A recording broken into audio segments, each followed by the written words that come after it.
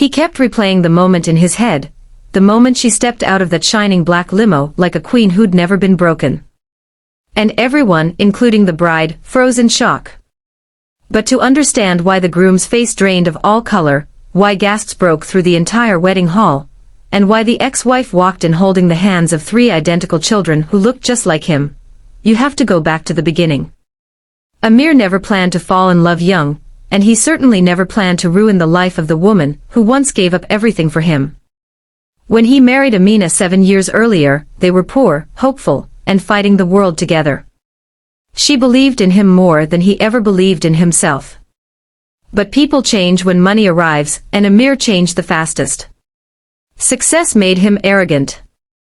New circles made him greedy. And a wealthy business partner's daughter made him forget the vows he once whispered with trembling hands. By the time he left Amina, she was 3 months pregnant, and he never even asked how she was. That's the version of the story he forced himself to forget. But that wasn't the real truth. The truth was standing right in front of him at his own wedding, in a limo he never imagined she could afford. Amir smoothed the sleeves of his designer sherwani, checking his reflection for the 10th time. It was his wedding day, his second marriage, but he acted like it was his first. Guests filled the grand hall, chandeliers glimmering like floating stars, music humming softly through the walls. Everything looked perfect, until his best friend leaned close and whispered something that made Amir's lips curl into a satisfied smirk. Amina. The ex-wife he had invited not out of respect, not out of closure, but out of ego. He wanted her to see what she lost. He wanted to prove that leaving her had upgraded his life.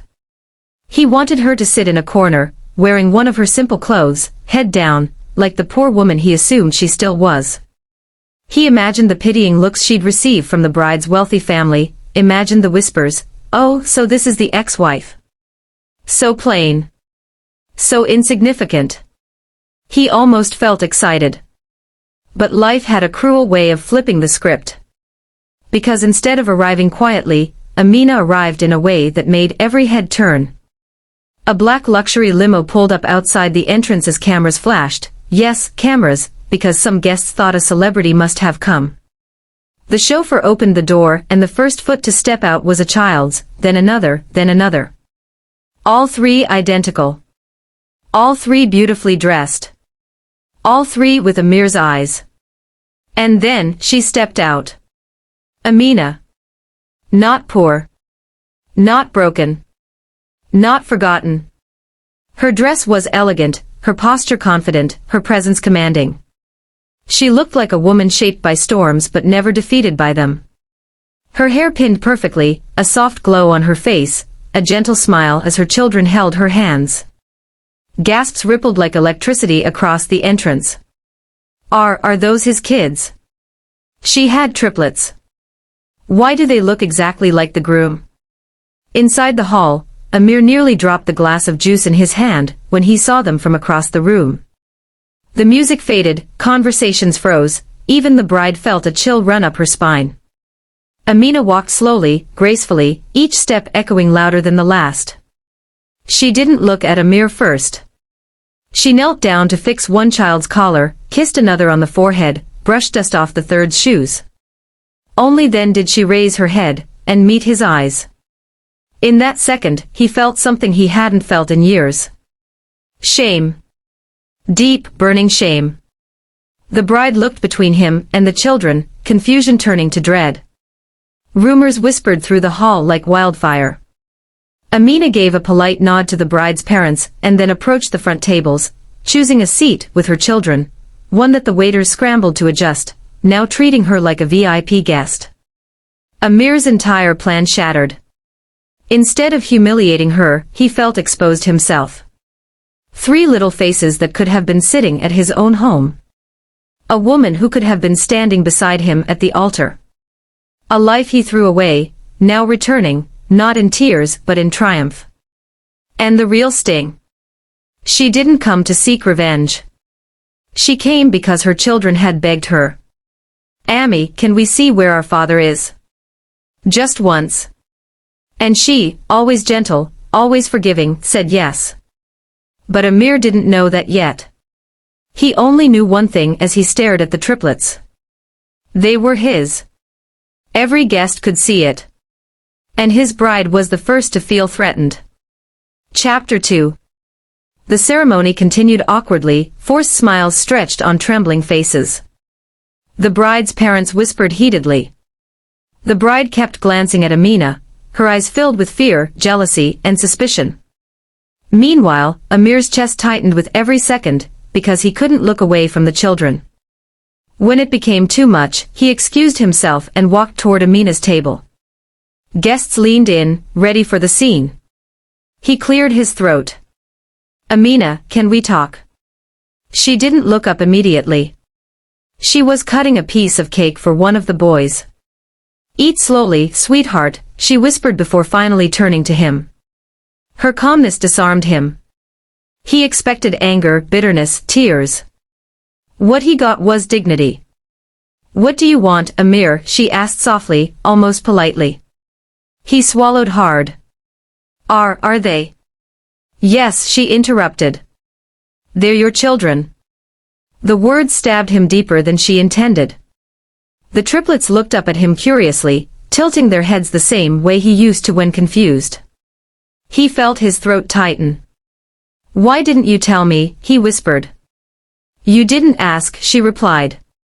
"You walked away before giving me the chance." Silence fell between them. Heavy, painful, overdue. He clenched his fist. "You should have come to me."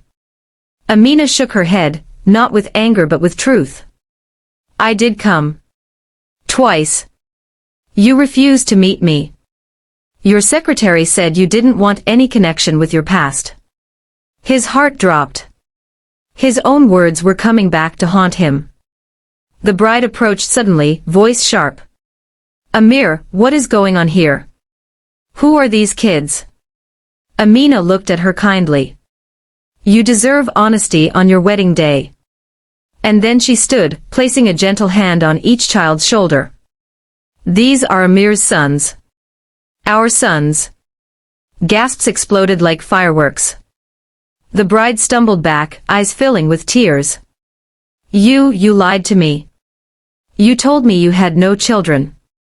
"I didn't know," Amir said weakly. "You should have asked," Amina murmured.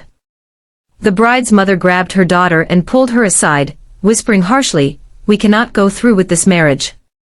This is humiliation." The hall turned chaotic as guests recorded, whispered, argued. But Amina remained calm, her children nestled close, their tiny hands gripping hers. Amir felt the weight of every mistake he ever made. "I'm sorry," he whispered. "For everything. For leaving you. For ignoring you. For not being there for them." Amina's eyes softened, not for him, but for the little ones watching silently. "Don't be sorry to me, Amir," she said gently. "Be sorry to them. They deserved a father." One of the boys tugged Amir's sleeve. "Are you really our dad?" The innocence in his voice shattered Amir completely. He knelt, tears filling his eyes. Yes, I am." The children hugged him, quietly, cautiously, lovingly. Amina looked away, hiding the shine in her eyes. But the bride, overwhelmed and betrayed, made her choice. She removed her ring, and placed it in Amir's palm. "I won't marry a man who abandons his own blood," she said, and walked out with her family. The hall fell silent again. Amina took a slow breath. "We should go. The children are tired." "Please," Amir said quickly. "Let me be in their lives. Let me try to fix what I destroyed." She studied him for a long moment. "You can start by being a father," she said. "Nothing more. Nothing less." And she turned to leave. But this time, the triplets looked back. And Amir followed. Not to stop her, but to walk beside them. Because he finally understood the truth. He didn't lose her at the wedding. He lost her years ago. But he wasn't going to lose his children. The guests watched the four of them walk out of the hall, not as a broken family, but as the